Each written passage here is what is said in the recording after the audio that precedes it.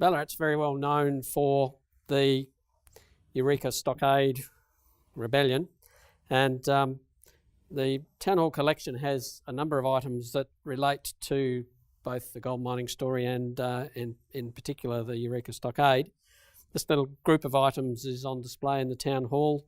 It includes the uniquely designed miner's pick.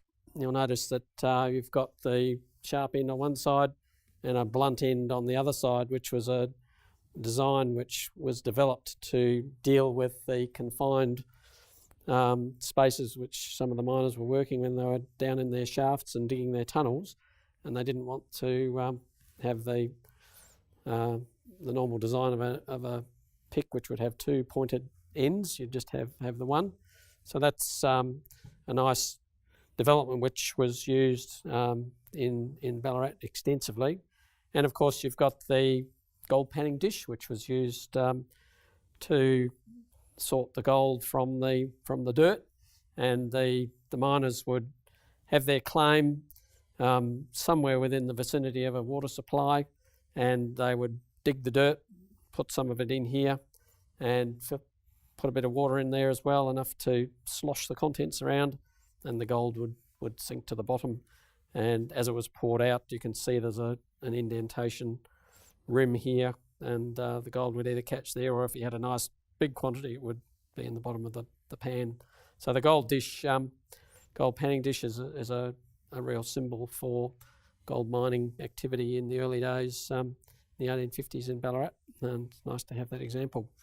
But as far as the Eureka Stockade goes, this is a piece which has a claim of a direct link to Eureka. It's actually a rather crudely made crucible, and the crucible was used, according to the donor, to make the lead bullets that were used during the Stockade battle itself.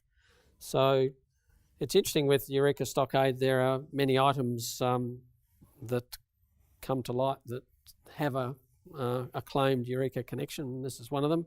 It was acquired by a person who was doing some work for a lady in Melbourne, who was the granddaughter of a person who was at Eureka, and she used this as a doorstop.